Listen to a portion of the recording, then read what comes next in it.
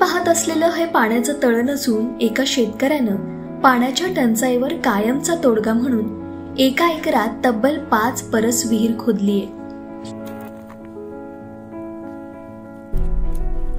अनेक शेतकऱ्यांचं केवळ पाण्या वाचून क्षेत्र पडीक पडलेलं असतं, मात्र शेतकऱ्याने मनावर घेतलं तर काय करू शकतो हे बीड जिल्ह्यातील पाडळसिंगी गावच्या मारुतीराव बजगुडे यांनी दाखवून दिले।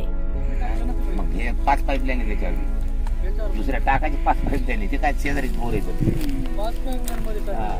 हे 1.5 एकर मध्ये विहीर आहे, 1 एकर मध्ये हे आणि याला 15 फुटाचा कंपाऊंड वॉल मध्ये 1.5 एकर वावर गुंतले माझ्या विहिरीमध्ये। हे 6.5 महिने चाललं याचं खोदकाम आणि 2.5 महिने बांधकाम चाललं।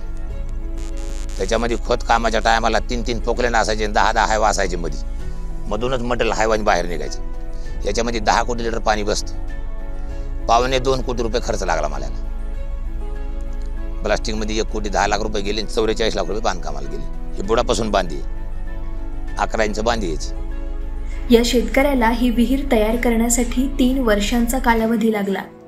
आता विहिरीचे काम पूर्ण झालं असून विहिरीच्या परिघाला सिमेंट बांधकाम करून घेण्यात आलं आहे।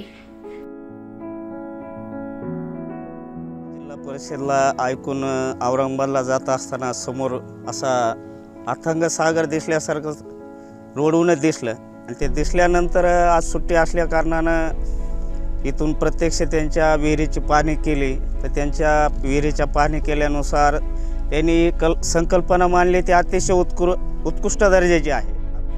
या विहिरीमुळे बजगुडे यांचा पाण्याचा प्रश्न तर मिटला, पण परिसरातील नागरिकांसाठी हे पर्यटनाचं स्थळच बनलंय। सध्या ही विहीर पाहण्यासाठी नागरिकांची मोठी गर्दी होते।